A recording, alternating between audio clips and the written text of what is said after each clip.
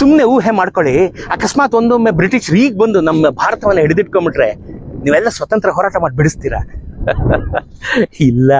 ಯಾಕೆ ಗೊತ್ತಾ? ಒಂದು LKG ಫೀಸು ಲಕ್ಷ, ಒಂದು ಇಂಜಿನಿಯರಿಂಗ್ ಫೀಸು ಕೋಟಿ, ಒಂದು ಮೆಡಿಕಲ್ MD ಫೀಸು ಕೋಟಿ, ಇಷ್ಟೆಲ್ಲ ಖರ್ಚು ಮಾಡಿ ನನ್ನ ಮಕ್ಕಳನ್ನ ಓದಿಸ್ಬೇಕಲ್ಲ ಅಂತ ಒಂದೇ ಒಂದು ಮಗು ಮಾಡ್ಕೊಂಡಿದ್ದೀರಾ. 2-3 ಮಾಡ್ಕೊಂಡ್ರೆ ಓದ್ಸಕ್ ಆಗಲ್ಲ ಅಂತ. ಅದನ್ನು ಬಿಡಿ.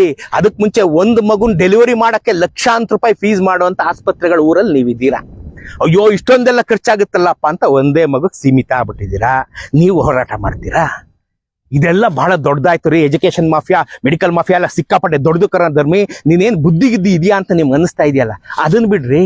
ನೀವು EMI ಅಲ್ಲಿ ಕಷ್ಟಪಟ್ಟು ಸಾಲ ಮಾಡಿ ಎಲ್ಲೋ ಒಂದ್ ಕಡೆ ಒಂದು ಸೈಟ್ ತಗೊಂಡಿರ್ತೀರಾ, ಸಾಲ ಮಾಡಿ ಮನೆ ಕಟ್ತೀರಾ. ಎಂತ ಸೊಗಸಾದ ಲೇಔಟು, 40 ಅಡಿ 60 ಅಡಿ 100 ಅಡಿ ರಸ್ತೆ, ಎಂತ ಚಂದಾಗಿದ್ಯಪ್ಪ, ನನ್ನ ಲೇಔಟಲ್ಲಿ ನಾನು ಆರಾಮಾಗಿ ವಾಕಿಂಗ್ ಮಾಡ್ಕೋಬಹುದು ಅಂತ ಕನಸ್ಕೊಂಡಿರ್ತೀರಾ. ಅಷ್ಟೇ 5 ವರ್ಷ ಊರಲ್ಲಿರೋ ವ್ಯಾಪಾರಸ್ಥರೆಲ್ಲ ನಿಮ್ ಲೇಔಟ್ ಬಂದು ಕೂತ್ಬಿಟ್ಟಿರ್ತಾರೆ. ಊರಲ್ಲಿರೋರೆಲ್ಲ ನಿಮ್ 60 ಅಡಿ ರಸ್ತೆ 20 ಅಡಿ ಆಗೋಗಿರುತ್ತೆ. ಎಲ್ಲರೂ ಅಲ್ಲೇ ಸಿಗ್ತಾ ಇರ್ತಾರೆ. ಹೇರ್ ಪಿಂಟು ಹೆಲಿಕಾಪ್ಟರ್ ನಿಮ್ಮ ಮನೆ ರಸ್ತೆ ಮೇಲೆ ಸಿಗ್ತಾ ಇರುತ್ತೆ. ನೀವು EMI ಸಾಲ ಮಾಡಿ ಕಾರ್ ತಗೊಂಡಿರ್ತಾರಲ್ಲ, ಅದು ತೆಗಿಯಕ್ಕೂ ಆಗಲ್ಲ.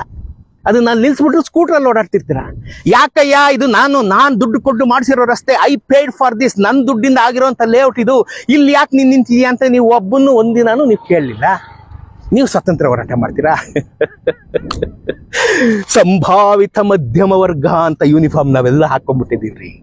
ಯಾರೇನಾರು ಅನ್ಕೊಂಡ್ಬಿಟ್ರೆ ನಮ್ಮನ್ನ, ಅಯ್ಯೋ ಅವ್ರೇನ್ ಅನ್ಕೊಂಡ್ಬಿಟ್ರೆ ಇವ್ರೇನ್ ಅನ್ಕೊಂಡ್ಬಿಟ್ರೆ ಅಡ್ಜಸ್ಟ್ ಮಾಡ್ಕೊಂಡು ಇಲ್ದಿರೋ BP ಶುಗರ್ ಎಲ್ಲ ಬರ್ಸ್ಕೊಂಡ್ಬಿಟ್ಟಿದೀವಿ. ಕಿತ್ತಾಕಿಯ ಸಂಭಾವಿತ ಮಧ್ಯಮ ವರ್ಗ ಅಂತ ಪೋಷಕನ್ ಕಿತ್ತಾಕಿ ಒಂದೇ ಒಂದ್ಸಲ ಒಂದು ಅನ್ಯಾಯ ಪ್ರಶ್ನೆ ಮಾಡಿ, ಯಾಕೆ ಇಲ್ಲಿ ನಿಂತಿದ್ಯಾ, ಬಿಡು ನನ್ನ ರಸ್ತೆಯನ್ನು ಖಾಲಿ ಮಾಡ್ಸು, ಯಾಕೆ ಇಷ್ಟು ಫೀಸ್ ತಗೋತಾ ಇದೆಯಾ ಕಮ್ಮಿ ಮಾಡು, ಯಾಕೆ ಇಷ್ಟು ಮೆಡಿಕಲ್ ಬಿಲ್ ಬಂದಿದೆ ಕಮ್ಮಿ ಮಾಡು ಅಂತ ಒಬ್ಬನ್ನ ಕೇಳ್ರಿ. ಒಂದು ಸಲ ಕೇಳ್ರಿ. ಜಯ ಸಿಗದೇ ಇದ್ರೂ ಪರವಾಗಿಲ್ಲ, ಒಂದು ಸಲ ನೀವು ಕೇಳಿ. 10 ಜನ ಆ ಥರ ಕೇಳಿದ್ರೆ ಅವೇರ್ನೆಸ್ ಬರುತ್ತೆ ರೀ, ಸಮಾಜದಲ್ಲಿ ಅವೇರ್ನೆಸ್ ಬರುತ್ತೆ. ಯಾರೋ ಬಂದು ನಮ್ಮನ್ನು ಕಾಪಾಡ್ತಾರೆ ಅಂತ ಕುತ್ಕೋಬೇಡಿ. ನಿಮ್ಮ ಬದುಕಲ್ಲಿ ನೀವೇ ಹೀರೋ, ನೀವೇ ಫೈಟ್ ಮಾಡ್ರಿ. ಇರೋದೊಂದು ಬದುಕು, ಫೈಟ್ ಮಾಡ್ರಿ. ನೆಮ್ಮದಿಯಿಂದ ಸಾಯ್ರಿ. ಐ ಆಮ್ ಎ ಫೈಟರ್ ಅಂತ ಸಾಯ್ರಿ. ಪ್ರಶ್ನೆ ಮಾಡ್ರಿ.